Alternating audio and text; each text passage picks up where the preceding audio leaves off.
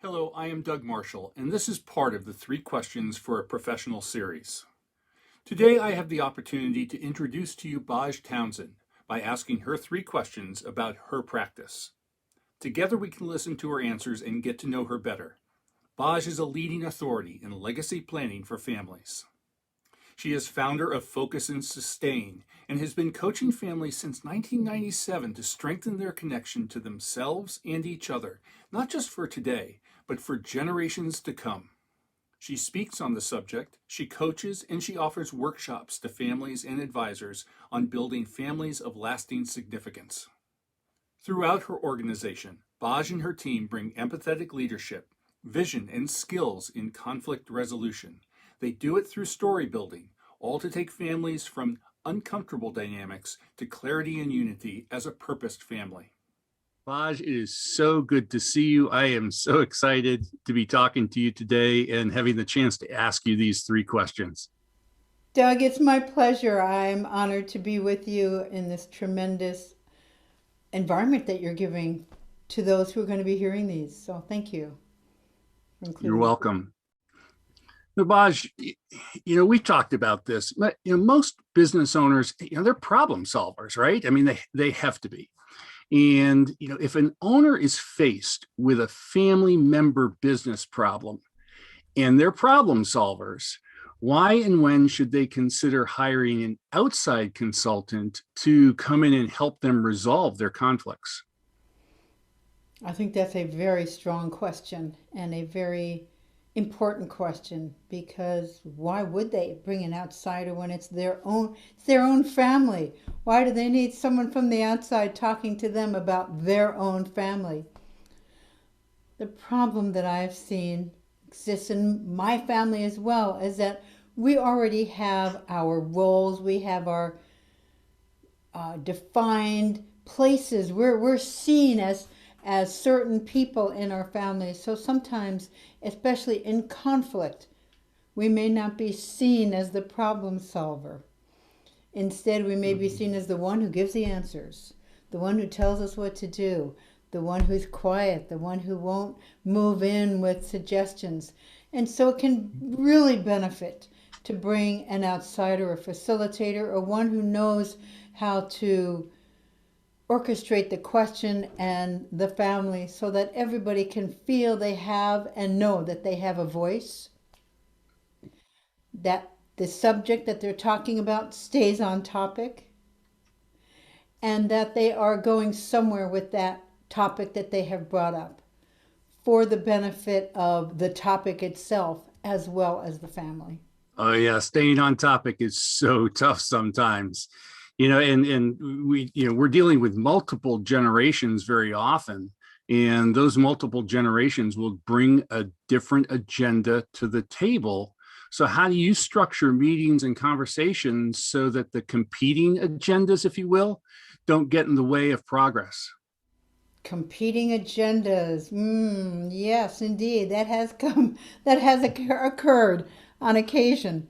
The competing agendas can be an issue, especially if we're not used to having meetings and we each want our own agendas, our own thoughts, our own opinions surfaced and brought up because they should be.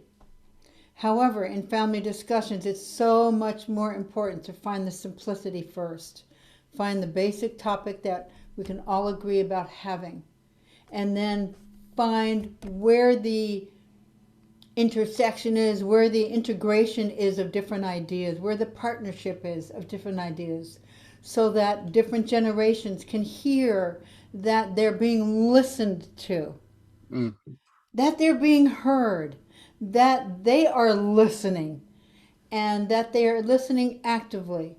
Oftentimes, I find in conversations where there might be competing agendas in a topic, I may ask, what did you just hear the other person say? Oftentimes, what comes out of that question is not what the other person says, it's how the person reacted to what the person says.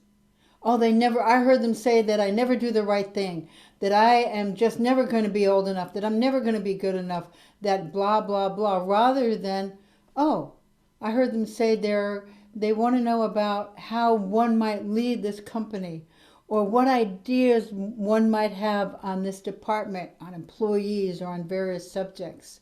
So it helps to make it simple again and make sure that people are listening, are being heard, and also are being listened to and are listening actively.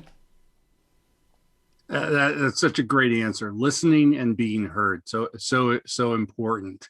So for the final question that I'm going to ask you here, this is a little bit more on the emotional side. And, you and I have talked about this again. Every owner at some point in time is going to leave the family business. And it's, as I said, emotional. So, how do you help these family business owners who are exiting the business avoid feelings of insignificance and irrelevance while the business goes on without them and they're no longer involved? Ouch, there are a lot of pain points there, or Sorry. potential pain points. I could feel them myself. I find that business owners love their significance. They love their relevance, and they should. People are coming to them for advice. People are coming to them and asking questions. People are coming to them and ask about direction of the company, about ideas they have. It's a tremendous opportunity and position to have as an executive and business owner. When it's time to leave, or when that thought occurs, or when that thought is asked of them, often what is seen in front of some business owners is a dark black hole of irrelevance, no meaning, and no significance. And nobody wants to move from significance to irrelevance. That's not really what we have in mind. So I think it's very important for business owners to look at what the future might hold for them. Not for them, it's hard to look at it ourselves, but allow someone to come in and ask them questions to help them find that picture, find that vision, find that significance, relevance, meaningful opportunity that they might have in their next chapter of life. I think that sometimes business owners think that they're going to be either relegated to the cave in that little room, wherever that room is, or they're going to have the to-do list. And that's just not fulfilling enough. I find that when I work with executives and business owners, that one of the best things I can do for them is to make sure that their partner and spouse are involved in their planning for their next chapter.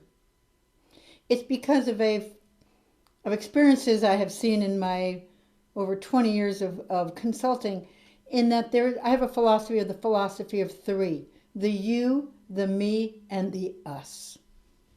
Mm. If I just focus on the you in the relationship, and I would if I was privately consulting with a business owner, I'm leaving out their spouse and I'm leaving out the us. And that's a disservice to the relationship that they have.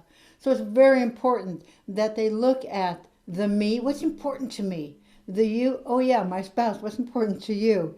And the us, oh yeah, we still have an us. What is that?